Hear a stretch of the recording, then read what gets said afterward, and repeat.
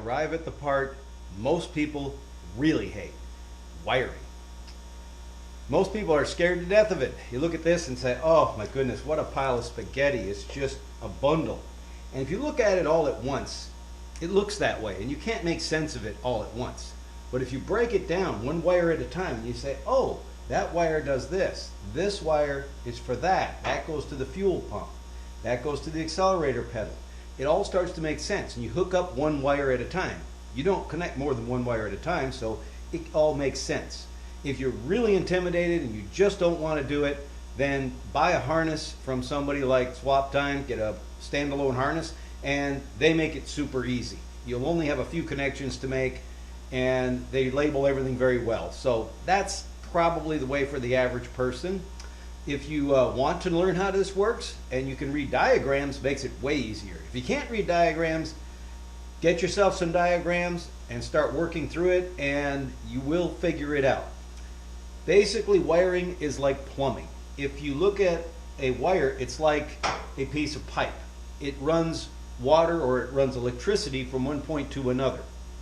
A valve is like a toggle switch or a relay.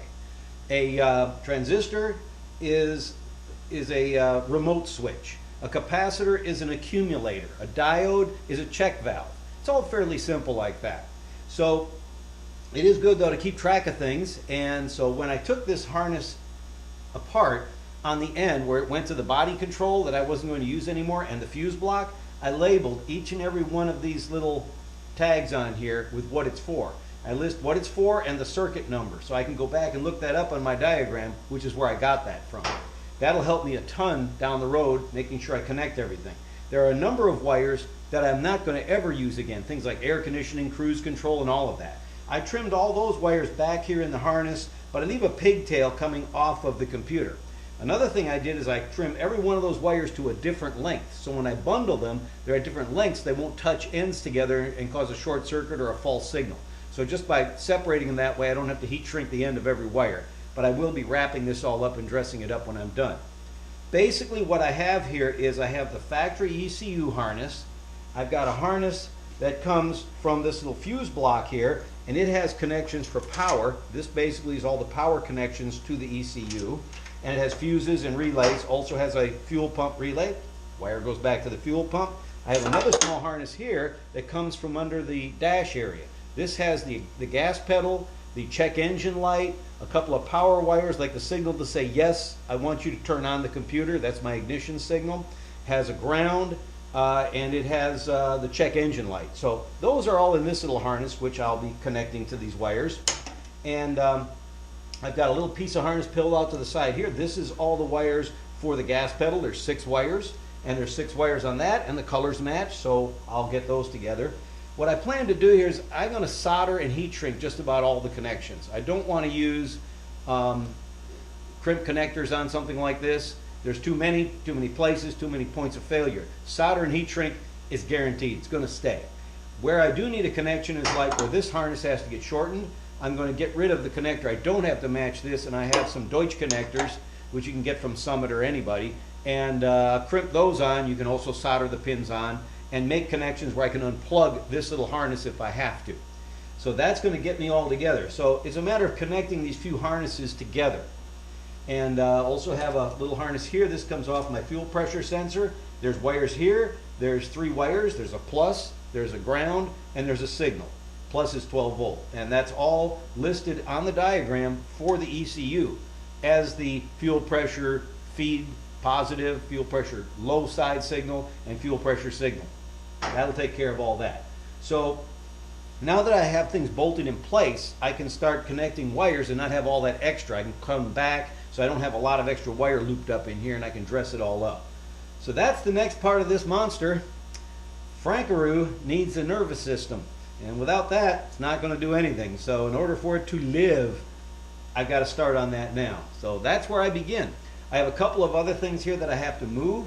I've got some connectors like the map sensor used to be on the front left side of the engine. It's now on the back right because I turned the intake manifold around. Same thing goes for the throttle body. It's over on the right. It's got to come back here.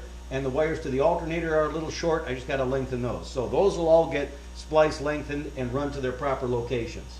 And I've got grounds on the engine. Very important, you get all those grounds where they belong in the engine. And one more thing, remember, run a ground cable from the engine to the body, because you're isolated on rubber motor mounts usually, and you can't count on things like exhaust systems. Very bad idea. So always make sure you have a good ground, a ground strap or a ground cable that runs between the engine, a bolt on the engine, and the body, a good spot on the body. That's going to give you good signals. When things start to go haywire, when everything starts to go bonkers in your car and weird things start happening, chances are it's a ground problem. That's usually what causes it. And they corrode and they go bad, and when that happens, the voltage tries to go another direction around the car and things start working weird. I've had lights come on that were supposed to be off and off that were supposed to be on, and the tach running backwards. Yeah, weird things can happen. So there you go, folks. It's time to get started, and I'll document as much of this as I can, but it's basically just one step at a time, one wire at a time. All right, things are starting to look a little better down in here. It's not quite the disaster it was. Basically, what I've got done so far is hooking up this fuse block here from Swap Time. This includes a couple of relays, a fuel pump relay and a main control relay and some fuses. So this is primarily power supply for the ECM. And on the ECM, you've got all these purple wires here. There's about 12 purple wires. There's actually 5 circuits in there. One circuit is for the coil packs, one is for the fuel injectors, and so on. So those are all separated. If you keep them together such that all of the group 1 are with group 1, 2, 3, 4, 5, there's 5 wires coming off of here from these fuses. So each of those can feed one, keep them together, that ties all that up, and that takes care of a lot of the wires here. There's a wire coming in here for the fuel pump turn on, which I'm going to do from my ignition rather than from the computer. There's a wire from the computer to the relay here, this little yellow wire here. That is the control wire that turns on the main control relay. That main control relay then feeds the power through all the purple wires to all of these various circuits. So that takes care of just about all of that. This little bundle right here I'm almost finished with. This is the harness from under the dash that has the communications port, OBD port, or data link. It also has the gas pedal wires here and a couple other things. So they're all well labeled. That's all hooked up. That took care of all those wires. I've got a few left here that are going to be accessory on wires. And then all of these over here will be deleted. Those are things like the fan, which was running off of variable speed. Not doing that. I'm going direct with that, which I'll talk about later. There's current sense for the charging system, fuel level, not fuel pressure, fuel level, and some things like that that I'm not going to be using. So all of that stuff will get deleted, and I'll bundle this all up and dress it up once I'm sure that everything is talking to everything else. The fuel pressure sensor is plugged in to the correct wires here. I've lengthened the wires for the sensors using the same color wire so it all matches up, and so I'm getting very close here. I have to go ahead and hook up my switch inside for the starter and for the ignition, which will then power these wires here, and then I should be able to start talking to the system. One of the things I also dealt with was the alternator, and on that you've got a main power wire coming off the alternator, the big wire. Normally that runs right to your battery. Normally the battery sits up here. Since it's in the trunk, the temptation is to just run it to the connection point at the starter where the main cable comes in, and then just let it charge that way. The problem is wire only wants to conduct electricity in one direction at a time. And the trouble with that is if I put it here, as I'm running the engine and everything, the alternator is what's going to power everything, and it's going to be siphoned off some of the power, which won't get back to the battery. So you can get to a point where you start the car a lot, the battery doesn't get to recover, and you get done with a race and you're ready to go back out again, and the car doesn't want to crank, and you think, I got a good battery. Yeah, it's doing 14 volts. How come I'm losing it and you keep buying batteries? Well, you really should run that power wire directly to the battery first so that it charges the battery. That way you don't end up with that problem with this diminishing returns and you eventually get a dead system and you can't imagine why. So always a good idea to run that wire directly to the battery positive, and that's what I've done. It goes all the way to the back of the car. So inconvenient but necessary. So this is good. Progress is looking good. I'll show you how the fans are going to work in a little bit, as well as the interior switch box. Okay? All right, so one of the things I have to deal with here is running the fans on the cooling system. I needed 2 fans on this radiator to make good airflow, and I had to have very low profile fans. That means thin. And in this case I had basically just over 2 inches that I had room to squeeze them in on the back side. I started out front, I managed to squeeze them in the back, and it is tight. But being a low profile fan like that, I can't use a factory fan. They're generally much deeper, and they're going to be 3 inches, 4 inches, so I couldn't get them in there. So the factory fans on this ECU are variable speed. Being as they're variable speed, they're a special kind of fan, and these standard fans aren't going to work, a regular 12-volt fan. They're variable speed, meaning they've got to have multi-phase or something like that, and a factory fan was not going to fit. So the original ECU controlled the fans by means of an output that was variable voltage, which controlled a controller, which then sent that signal to the fans by varying the power to the fans, either pulse width modulated or with various amperage or voltage. So therefore, I've got to go just on off, and I'm fine with that. On off is good. So to run that, I'm not going to run that off the ECU. I'm going to run that as a separate system, standalone. And to do that, I need something to control turning the fans on and off. Well, what that little something is this little guy. This is a temperature switch. Turns on at 180 degrees and off at 165. If you're used to most electrical, you only have 1 terminal. And you say, well, I need 2. How can you turn a switch on with 1? The other terminal is the body. That is the other terminal, the brass. So when this switch turns on, it connects the terminal to the brass, which is your ground. So basically you're grounding the system to turn it on, which you can do with anything. Put power to it. When you ground it, when you touch the other wire, it turns on. So that's what I have to have. And then this, in turn, is going to operate a relay. You could run the fans directly to this and ground the fans and turn them on, but that's a lot of amperage for this little guy. They pull 6 to 8 amps a piece.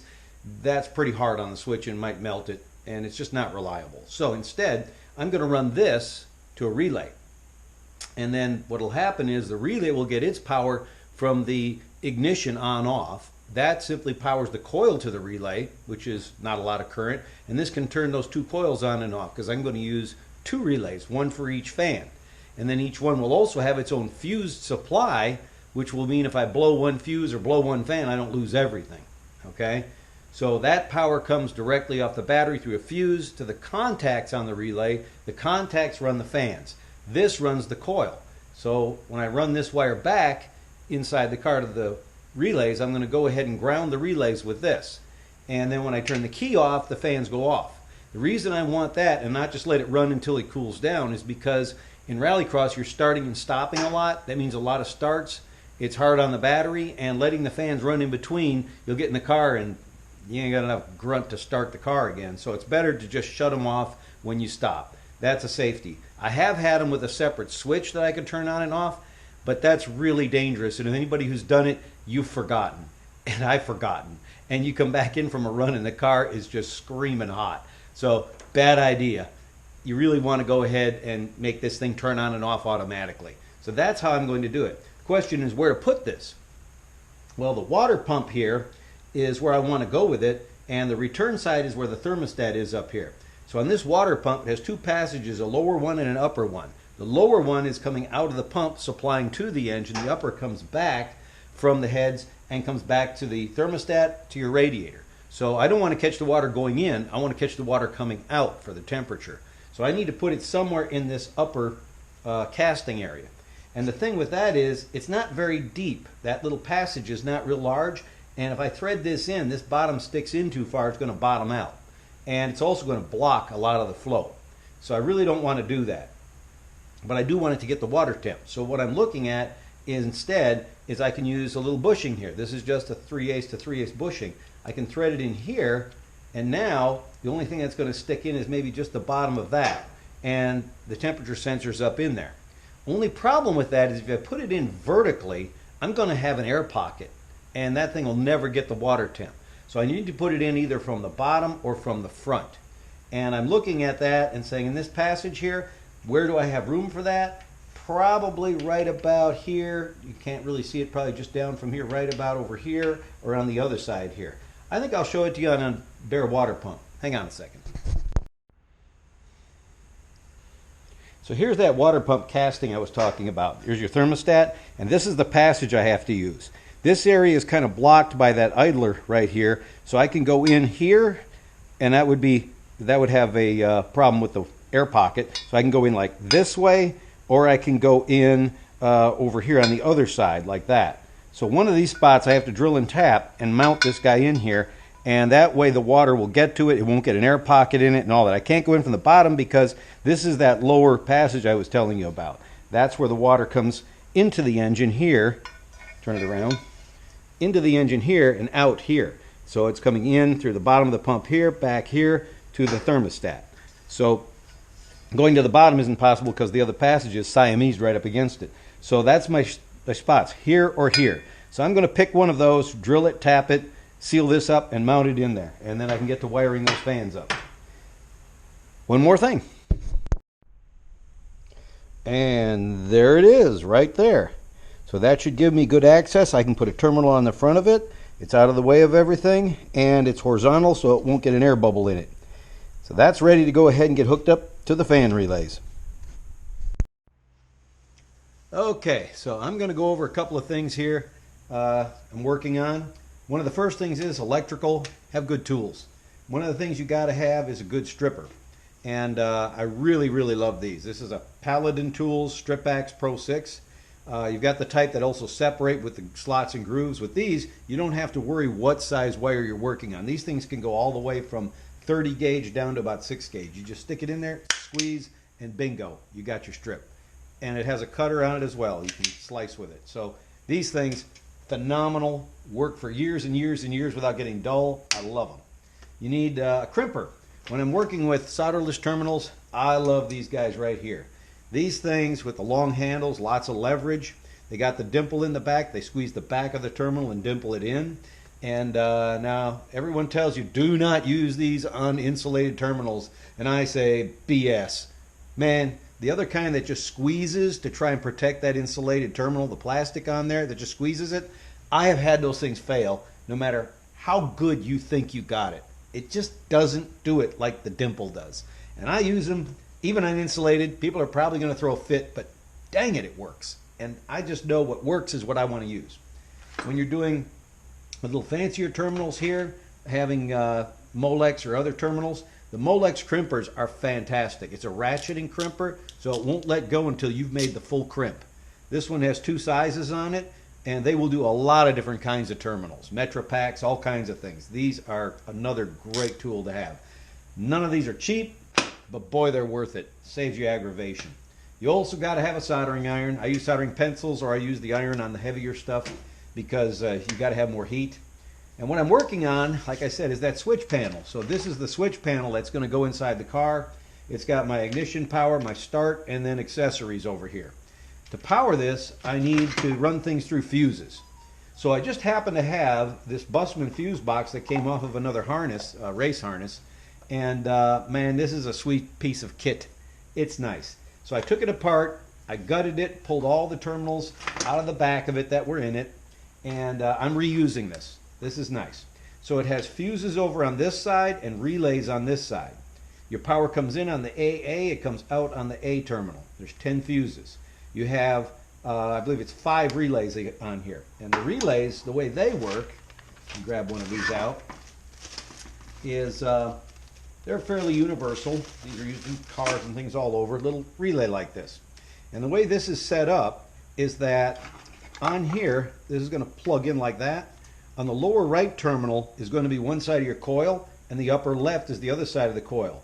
Your contact is on the upper right and lower left here. So the idea is that if you flip the relay around, it doesn't make any difference. It won't change anything. They're not keyed in any way, but it doesn't matter. So what I'm going to do is bring my power in over here for all of my fuses. I'm not using them all right now, but I am going to power them all up. And one of the things there is that the first fuse is going to daisy chain. And so I built this little daisy chain here, okay? It goes from one fuse to the next, to the next, to the next.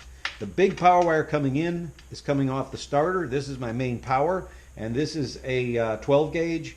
I'm not running a lot of power on anything here, but that's enough amperage to control everything. And then these are all 14s. So it'll plug in and go from one fuse to the next. But the problem is that whatever amperage I'm drawing, remember, whatever I draw down here has to come all the way through these jumpers. So the first jumper is getting all the amperage of all the following jumpers. So you got to have enough wire to handle that amperage and know what that is. So with what I'm doing, this will be fine. But the other thing I want to do is I want to run my first 2 fuses on my biggest amperage draws. That's going to be the fans up front. Those are going to draw the most power. So those are the first 2 fuses I'm going to hit. That's going to come right off of the 12 gauge on the first one. And after that, I will hit the others, which are going to go from here out to my switches over on my switch panel. And I've drawn myself a little diagram. I'm going to go ahead and convert that to CAD later so it's nice and easy to see and I can keep it for reference. But so fuses 1 and 2 are fans 1 and 2. I separated them with a relay for each also because if I lose a fan, I short a fan, or something goes out, I don't lose all my cooling. Okay? That's the first thing. And so that's going to be fuses 1 and 2. 3 is going to be my ignition. That's going to power the ECU and the OBD data port and a couple other things. So that's going to be real handy for that. The fuel pump, not the fuel pump itself, but the fuel pump trigger. Then on the next one is going to be my brake light switch, which goes into the harness. And then from there, it's going to go to the wipers and any headlights I have, and then accessories that are to come later. So I'm leaving room for expansion. May never use them. And so that's going to take care of that. So on the first fuse, when I come out of the fuse, it's going to go straight to that contact on the first relay. Number 2 is going to go straight to the contact on the second relay. The switch is going to come off 3. These all are going to head through, come out through the bottom of this unit into my box, which is going to go to my switches. Coming back from the switches here, I will hit just the relays. That's the only thing that's going to hit here. So when I kick on my power, my ignition power, I'll be putting power to these 2 relay coils. As I said earlier, that way I shut that off, it will shut off the relays, which will shut off my fans. On the output side over here of that coil, I need to ground it to turn that on. That's going to go up through the front bulkhead up to that switch that I mounted on the water pump. That's going to be that grounding switch on the water pump, which is going to trigger these relays. And that's pretty much it. And so after the wires come out of here and go to the switches, from the switches they're going to come out and head back through the firewall back to my harnesses and things and to my accessories that I'll be hooking up. So again, I'm not using all these right now, just wipers and headlights or car lights. These 2 I haven't decided yet. But so I'll have my start button and my ignition on. And that is how that's all going to get wired up. So I hope that makes a little bit of sense. And I haven't and odd too much, but anyway, so it's time to get at it, and that begins with getting the first wire into the first hole here. Looks like it's just going to slide in like so. Figure out which way it goes. There we go. And that just pops in there and locks in place. Once it's locked in, I then go to the next one and the next one on down the line, and then I'll keep wiring the rest of this. So I'll be back. Well, the real live intake manifold machining time is here. I'm not going to be able to shorten the V8 one because it would get into the throttle body. It's a big mess. So I've got to go back to the 6-cylinder intake. I got a second one after using the first one as a sacrificial lamb. And so now this is the one I'm going to be using. And I've locked it down on my bed here, 4 places, blocked and locked in place so it can't move around, and be real easy peasy with it here. But the idea is that the intake side is here, which is going to go to the back. This was the back, and it's now going to be the front. But this level here, this clears the high pressure pump. So I have to make this the same as this. And in order to do that, I'm going to take a milling bit, I'm going to cut down just inside of this lip here and come down over here and up here and around and make this a flat surface. I then have some more of this nylon 6/6 in flat sheet that I'm going to cut out to fit in that opening, and then I'm going to glue it in place. And that should clear that pump, because this belly right now is sitting on top of the pump. Can't have that. So I've got to make it like this side. That's the only modification I have to do to it. So now I'm ready to get down into this and start the machining process very slowly, clean this up and get it down to that level. Once I've got it there, I can just go around at the same level and lock it in, and I'll be good to go. So I'll show you what that looks like. after I've made a mess of this. But right now, like, you got 4 locks. It's blocked up and down. It's sitting on the flange here, so it's nice and level and straight. So, oh, wish me the best. Here we go. Well, I'm about to remove it from the fixture. A little edge trimming to do here, but that's my hole right there. I'm going to fit that on the intake and make sure I got room underneath. And then I have to start drawing up this little cover plate here, which I will do some test cuts on some cardboard with the laser, and when I get it right, I'll cut it out of the nylon 6/6 and get the glue going and figure out how to clamp this in place and seal it all up. So all the good fun is happening now. So this should give me clearance now. It doesn't really affect much of the plenum underneath here, almost nothing at all. So that's good. Shouldn't have any problem. So time to take it off of the mill here and see how it goes.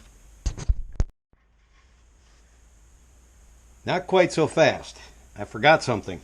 This notch right here for the high pressure fuel line coming in to the high pressure pump has to get put over here because I'm flipping it around 180 degrees. So I got to get the Dremel out and recess this like this over here. And I did it on the other one, so I'm pretty sure I can do it again. Got to do that, then I can test fit it. All right. Wish I had a ball end mill to do this. I didn't really, a 3/4. I did it with a flat end mill. I can round this if I need to with a Dremel. So for now, I'm going to test fit it and see how much I have to do there. But that gets me a notch like that for that to come up through, for the high pressure line to come through. So here we go. Okay, school time. So I got my little panel here that fits nice and tight over the area around the edges and sits in here just right. So this is a piece of nylon 6/6 that I got from McMaster Carr. It is an 1/8 inch thick. And you can whittle one of these out with that material if you like, or you can use a laser like I did and try samples till you get it right and then cut it out of the nylon. But this is going to sit down in here nice and tight and fit in there. My intent then is this has to be glued in, okay? So I got to put glue all around here and on here and clamp it down. In order to clamp it down, what I'm going to do is place it in here, put this little bar on top, I've already got it in the fixture I had earlier, and run this down, push it in place, and clamp it. This has a little bit of a bow this way, so I'm pushing on it. It'll push out on the edges, and that's going to sit nice and tight. I'll leave it there for 24 hours, okay? I really got to get this back edge on top a little too, because it's a butt. On these, it's an overlap weld. Here, it's a butt weld, so I really want to get some on there just to make sure I've got it. Now, the glue for this is a very specific stuff. And in order to do it right and not have it come apart, a lot of people try to do these with a soldering iron and go around and melt it together. No. I'm using the same material, the same glue that the factory used. And that's this stuff right here. This is from a company called Permabond. It's TA4660. 2-part adhesive. It's like an epoxy. And this is made for nylon 6/6. That's specifically what it's for. And they say I don't have to do any prep. I will clean this up with alcohol first.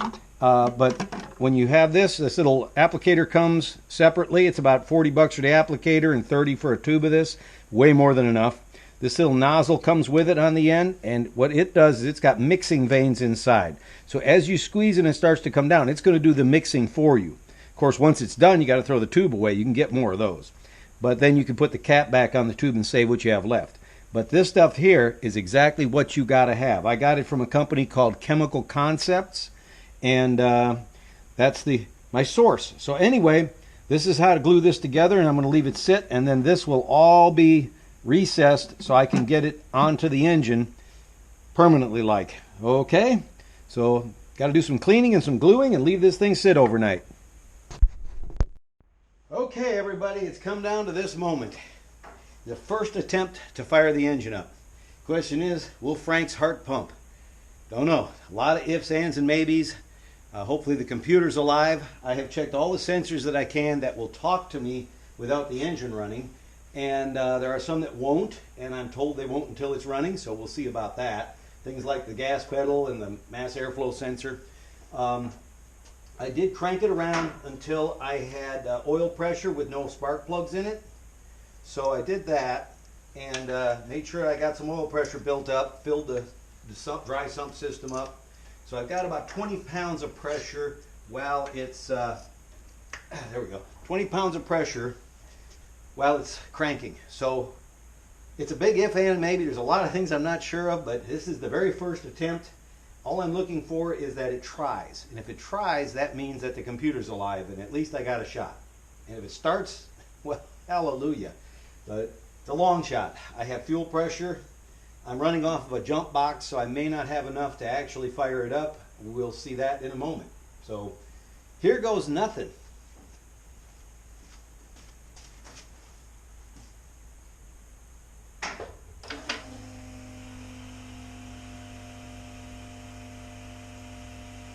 Bringing up my test tool.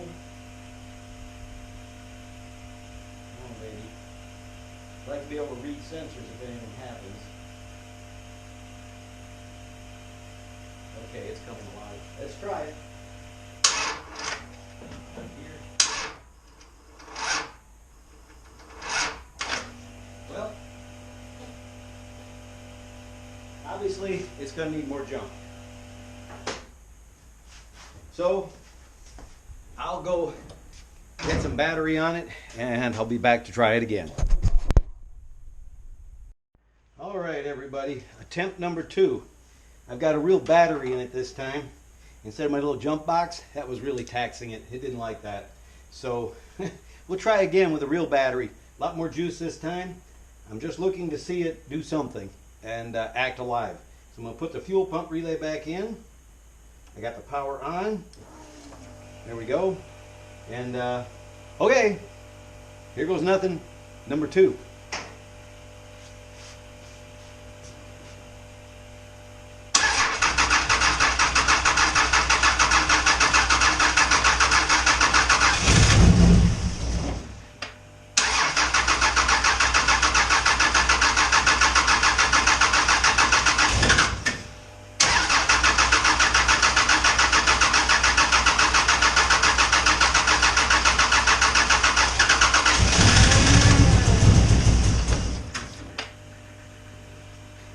We got something.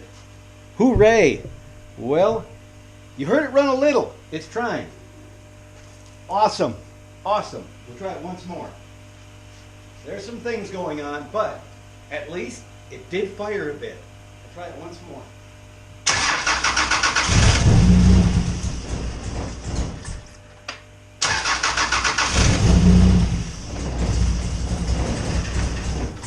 It's trying.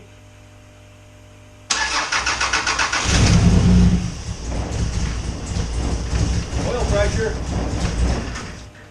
Woo, maybe bleeding out the injectors.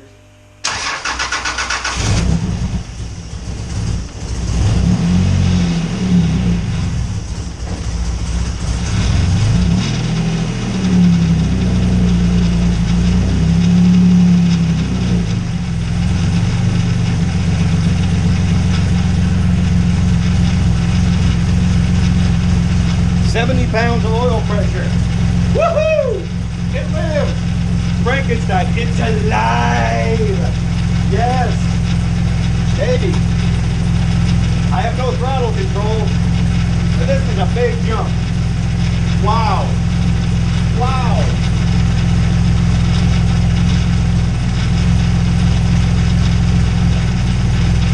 Holy cow! Okay, there's no water in it, so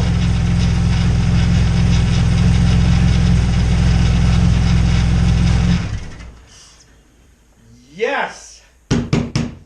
We got a race car. Hell yeah, brother. Well, that, my friends, is massive. Obviously, the throttle control isn't working. I got a little oil to burn off of things. Put some fluid in it. So, the next step is going to be to go ahead and double check all my fluids. I don't see no leaks underneath. Yeah, that's good. Put water in it, warm it up, and fix the wiring issues yet that are still existent. Take care of all that. Need a little more fluid in the power steering. And make an appointment to get this thing tuned as soon as I got it responding to the throttle, and I have to hook up my mass airflow sensor yet. So, oh man, I got to get a piece of ducting over to an air cleaner. But that is huge, huge, huge. Anyway. you know, that's good enough to go ahead and post this video, I think. So I'm going to cut this video off here and get to posting it, and y'all can enjoy. So, hoorah! Thanks.